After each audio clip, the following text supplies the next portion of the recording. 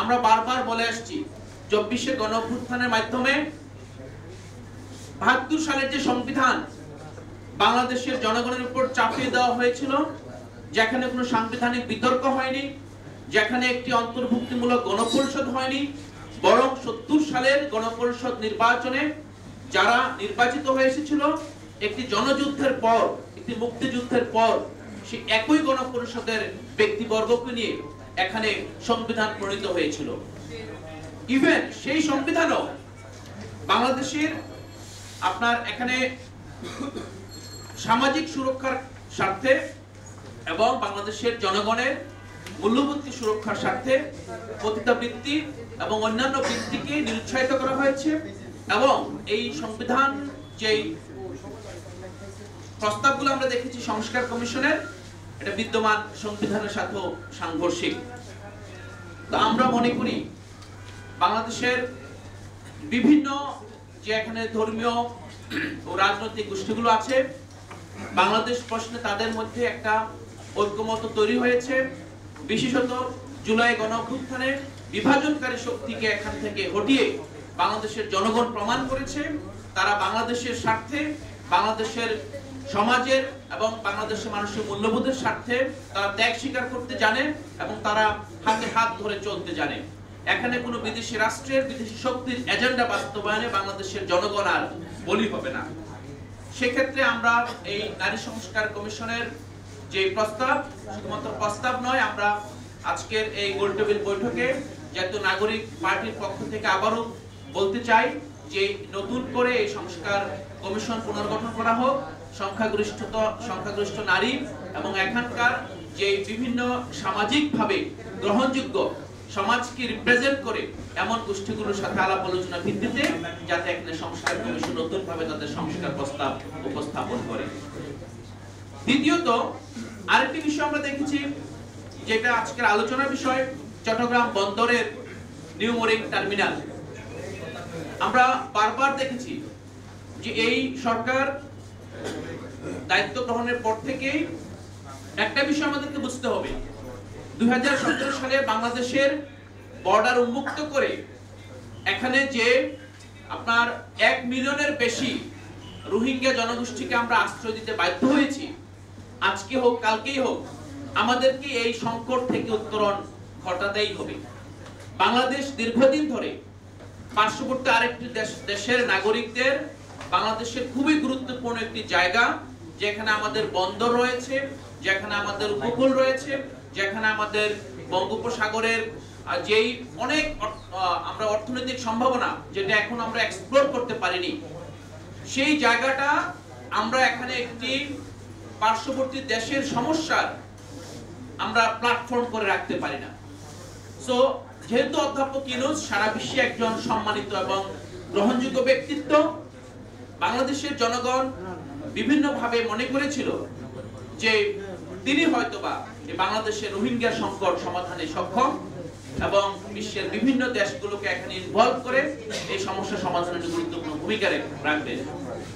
তো পাশাপাশি আমরা দেখেছি যে এখানে ইতিমধ্যেই বাংলাদেশ তার যে পার্শ্ববর্তী রাষ্ট্রের ডায়ালগ পার্টনার, কাউন্টার পার্ট যে জান্তা সরকারের বাইরে আরাকান স্টেটে এখানে নতুন একটি শক্তির উদ্ভব ঘটেছে। সেই প্রেক্ষাপটে বাংলাদেশের যেই বর্তমান অবস্থান, কূটনৈতিক অবস্থান এবং বাংলাদেশ একটি রাষ্ট্র হিসেবে কিভাবে পার্শ্ববর্তী রাষ্ট্রের নন স্টেট অ্যাক্টর কিংবা অরাষ্ট্রীয় শক্তির সাথে নেগোসিয়েশন করবে তা নিয়ে একটি সংশয় দেখা দিয়েছে। এর প্রেক্ষিতে সরকারের উচিত ছিল, যেহেতু আগের সব ইকুয়েশন চেঞ্জ হয়ে গিয়েছে এবং বাংলাদেশেও একটি অন্তর্বর্তীকালীন সরকার এসেছে, যে সরকারেরও আসলে মূল এজেন্ডা সেটা না, এই সরকারের উচিত ছিল রাজনৈতিক দলগুলোকে সাথে নিয়ে আলাপ আলোচনার ভিত্তিতে রোহিঙ্গা সংকট সমাধানের দিকে অগ্রসর হওয়া। কিন্তু দুঃখজনকভাবে আমরা দেখেছি এখানে জাতিসংঘ মহাসচিব এসেছেন, কাজটি অনেক ভালো হলো, এই কাজটির যে প্রসেস, এইগুলো এখানকার যে রাজনৈতিক শক্তি তাদের আস্থায় এনে কাজটি করা হয়নি। আমরা সরকারকে আহ্বান জানাবো, আপনারা বাংলাদেশের একটি বড় সম্ভাবনাকে শুধুমাত্র কিছু মানুষদের খামখেয়ালিপূর্ণ বক্তব্য এবং আচরণের কারণে নস্যাৎ করে দিচ্ছে। আমরা এখনো বিশ্বাস করি অধ্যাপক ইউনূসের পক্ষেই সম্ভব এই রোহিঙ্গা সমস্যার সংকট নিরসন করা এবং বৈশ্বিক শক্তিগুলোকে কনভিন্স করে যেই দেশ থেকে রোহিঙ্গারা এসেছেন তাদেরকে সম্মানজনকভাবে নাগরিক সুবিধা দিয়ে, সেখানে তাদেরকে আইনগত বৈধতা দিয়ে সেখানে তাদেরকে রিপ্যাট্রিয়েশন করা, প্রত্যাবাসন করা। সেটা না করে এখানে এই সমস্যাকে জনগণের মধ্যে আবার বিভাজন হিসেবে সৃষ্টির একটা সম্ভাবনা দেখা দিয়েছে। তো আমরা বলবো যে এখানে যদি রাখাইনে মানবিক করিডোর দ্বিতীয় হয়, এটা এদেশের মানুষ নির্ধারণ করবে। এদেশের জনপ্রতিনিধি, এখানকার যেই রাজনৈতিক দলগুলো আছে তাদের সাথে আলাপ আলোচনার ভিত্তিতে তাদেরকে আস্থায় নিয়ে এখানে কিভাবে রোহিঙ্গাদেরকে তাদের দেশে নিরাপদে প্রত্যাবাসন করা যায় সেই ব্যবস্থা সরকার করবে। পাশাপাশি বন্দরের ক্ষেত্রে আমরা বলছি যে এটা সত্য যে বাংলাদেশের, আপনি যদি দেখেন যে বাংলাদেশের যে এয়ারপোর্ট থার্ড টার্মিনাল তৈরি হয়েছে, থার্ড টার্মিনালের আপনার মানে সামগ্রিকভাবে এয়ারপোর্টের যে কার্গো হ্যান্ডেলিং এবং যে গ্রাউন্ড হ্যান্ডেলিং এর ব্যবস্থাপনার দায়িত্বে ছিল বাংলাদেশ বিমান। কিন্তু আপনারা দেখেছেন যে এখানে লাগেজ কাটা থেকে শুরু করে এহেন অব্যবস্থাপনা নাই যে এখানে আপনার গ্রাউন্ড হ্যান্ডেলিং হয় না। তার প্রেক্ষিতে সরকার কিন্তু ইতিমধ্যেই তিনটি দেশ, জার্মান, ইউএই এবং জাপান, তিনটি দেশের আন্তর্জাতিক মানের গ্রাউন্ড হ্যান্ডেলিং অথরিটি এখানে ইচ্ছা প্রকাশ করেছিল। এর ভিত্তিতে জাপানের একটি কোম্পানিকে থার্ড টার্মিনাল পরিচালনার দায়িত্ব দেওয়া হয়েছে। এখন আমরা কিন্তু এটা নিয়ে খুব বেশি আপত্তি জানাচ্ছি না, কিন্তু আপত্তি আসছে কোথায়? চট্টগ্রাম বন্দরের ক্ষেত্রে। আর আমরা এক্ষেত্রে বলবো যে কেন ঢাকা এয়ারপোর্টের ক্ষেত্রে আপত্তি জানানো হচ্ছে না কিন্তু চট্টগ্রাম বন্দরের ক্ষেত্রে জানানো হচ্ছে। এর মধ্যে একটা বড় কারণ হলো ঢাকা এয়ারপোর্টের যে টার্মিনালটা প্রতিষ্ঠিত হয়েছে সেখানে জাইকার অর্থায়নে এবং দক্ষিণ কোরিয়ার স্যামসাং কোম্পানি এখানে নির্মাণে ভূমিকা রেখেছে। পাশাপাশি চট্টগ্রামের ক্ষেত্রে যেটা হয়েছে এটা কিন্তু আজকের না, এটা 2023 সাল থেকে এই প্রসেসের মাধ্যমে এই ডিপি ওয়ার্ল্ড এখানে ভূমিকা রাখছে। আগে আমরা শুনেছি এখানে $1 বিলিয়ন বিনিয়োগ হবে, এখন এই সরকার বলছে যে তারা $3 বিলিয়ন এখানে বিনিয়োগ নিয়ে আসতে সক্ষম। তো আমি আজকের যে মানে সঞ্চালক মহোদয় ওনার সাথে আমি একটা বিষয় একমত যে তাহলে নিউ মুরিং টার্মিনালই কেন বিনিয়োগ করতে হবে? যদি বিনিয়োগ করতে হয় আমরা হয়তোবা এখানে নতুন যে বে হচ্ছে, আরেকটা বিষয় হলো যে এখানে যে 5টি জেটির মধ্যে 4টি জেটি কিন্তু একটি কোম্পানিকে দেওয়া হয়েছে ইতিমধ্যেই। এখন আরেকটা গুরুত্বপূর্ণ বিষয় আমাদেরকে আজকে অনুধাবন করতে হবে। শুধুমাত্র আমরা যে আবেগের বসে কিংবা আমরা একটা রেটরিকের বসে একটা সিদ্ধান্ত, একটা বিরোধিতা করলে কিন্তু হবে না। প্রথমত বাংলাদেশে যে কোম্পানিগুলো কাজ করছে, আপনি তো পায়রা বন্দরের কথা বলেন, পায়রা বন্দরও কিন্তু ইন্ডিয়ার কোম্পানির কাছে দেওয়ার একদম আপনার চূড়ান্ত পর্যায়ে ছিল, যেটি সরকারের সময় এসে বন্ধ হয়েছে। পাশাপাশি চট্টগ্রাম বন্দরে যে প্রাইভেট কোম্পানির নামে যারা এখানে বন্দর পরিচালনা করেন তাদের সাথে পার্শ্ববর্তী রাষ্ট্রের বিনিয়োগের কোনো সম্পর্ক আছে কিনা? পার্শ্ববর্তী রাষ্ট্রের, বিশেষ করে বাংলাদেশে দেখেছি গত 15 বছরে বাংলাদেশি কোম্পানির নাম দিয়ে এখানে ভারতীয় আধিপত্যবাদ, ভারতীয় অনেক কোম্পানি এখানে প্রক্সি হিসেবে কাজ করেছে। আমরা সরকারকে বলবো সেগুলো খতিয়ে দেখতে হবে। শুধুমাত্র একটি বন্দর বিদেশি কোম্পানির কাছে দিয়ে দিলাম, দেশে নিরাপত্তা হুমকিতে পড়লো, সেই ন্যারেটিভসও আমরা যেরকম বিশ্বাসী না।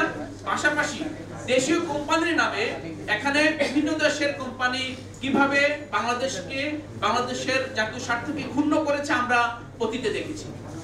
আমরা ইভেন এমন কি দেখেছি যে বিদেশে মালয়েশিয়াতে বাংলাদেশের যে পাসপোর্ট ইস্যু করার যে প্রতিষ্ঠান, সেই প্রতিষ্ঠানটিও একটি বিদেশি কোম্পানিকে দিয়ে দেওয়া হয়েছে। এবং বর্তমানেও একটি বিশেষ রাজনৈতিক দলের ক্ষমতাবান ব্যক্তির ছত্রছায়ায় একই কোম্পানি বাংলাদেশের নাগরিকদের জন্য পাসপোর্ট ইস্যু করে যাচ্ছে। এটাও কি জাতীয় নিরাপত্তার জন্য হুমকি নয়? আমাদের দেশের তথ্য বিদেশি কোম্পানির কাছে পাচার হওয়ার খবর আমরা আগেও পেয়েছি, এই ধারাবাহিকতা এখনো বজায় আছে। আমরা সরকারকে সেগুলো খতিয়ে দেখতে আহ্বান জানাবো। সর্বোপরি আমরা আহ্বান জানাবো এই সরকার গণঅভ্যুত্থানের মাধ্যমে একটি নির্দিষ্ট ম্যান্ডেট নিয়ে এসেছেন। তারা এখানে বিচার কার্য সম্পাদন করবেন, তারা এখানে মৌলিক সংস্কার করবেন, যাতে বাংলাদেশের প্রতিষ্ঠানগুলো সচল থাকে, প্রতিষ্ঠানগুলো বাংলাদেশকে একটি গণতান্ত্রিক উত্তরণের দিকে নিয়ে যেতে পারে। এর বাইরে যে কাজই তারা করবেন, তারা যাতে অবশ্যই বাংলাদেশের রাজনীতিবিদদের এবং ভবিষ্যতে যারা নির্বাচনের মাধ্যমে বাংলাদেশের দায়িত্ব গ্রহণ করবেন তাদের সাথে আলাপ আলোচনার ভিত্তিতে করেন। তা না হলে আজকে আপনি একটা সিদ্ধান্ত নিয়ে যাবেন, একটা বড় কাজ করে যাবেন, ভবিষ্যতে একটি সরকার এসে, যে কোনো সরকার এসে সেটাকে উল্টে দিতে পারে। সেটা বরং আমাদেরকে সামনের দিকে নিয়ে যাবে না, বরং আমাদেরকে পিছনের দিকে নিয়ে যাবে। পাশাপাশি আমি শুধুমাত্র বন্দর না, বাংলাদেশের যে কোনো ক্রিটিক্যাল ইনফ্রাস্ট্রাকচার ব্যবস্থাপনায় যদি বিদেশি অপারেটর নিয়োগ দিতেই হয়, তাহলে বাংলাদেশের সশস্ত্র বাহিনীকে সেখানে যাতে নিরাপত্তার স্বার্থে যুক্ত করা হয়, বাংলাদেশের ন্যাশনাল সিকিউরিটিকে অ্যাড্রেস করার জন্য সে আহ্বান জানাবো। আমার লাস্ট পয়েন্ট হলো, বাংলাদেশ যেহেতু একটি রপ্তানিমুখী দেশ এবং বাংলাদেশের সবচেয়ে বড় যে অর্থনৈতিক ভিত্তি বিদেশের রেমিটেন্স আয় এবং বাংলাদেশের রপ্তানি আয়। সো রপ্তানি আয়ের ক্ষেত্রে বাংলাদেশ তার যে দক্ষিণ পূর্ব এশিয়ার কম্পিটিটিং কান্ট্রিগুলো আছে তাদের সাথে কিভাবে বাংলাদেশ সমঝোতা করে অথবা তাদের সাথে প্রতিযোগিতা টিকে থাকবে, সেক্ষেত্রে আমাদের একটা সামগ্রিক জাতীয় মূল্যায়ন কমিটি গঠন করা প্রয়োজন। সে জাতীয় মূল্যায়ন কমিটির সুপারিশের ভিত্তিতে বাংলাদেশের ক্রিটিক্যাল ইনফ্রাস্ট্রাকচার এবং রপ্তানিমুখী শিল্প কিভাবে পরিচালিত হবে সেদিকে আমাদের সিদ্ধান্ত নিতে হবে।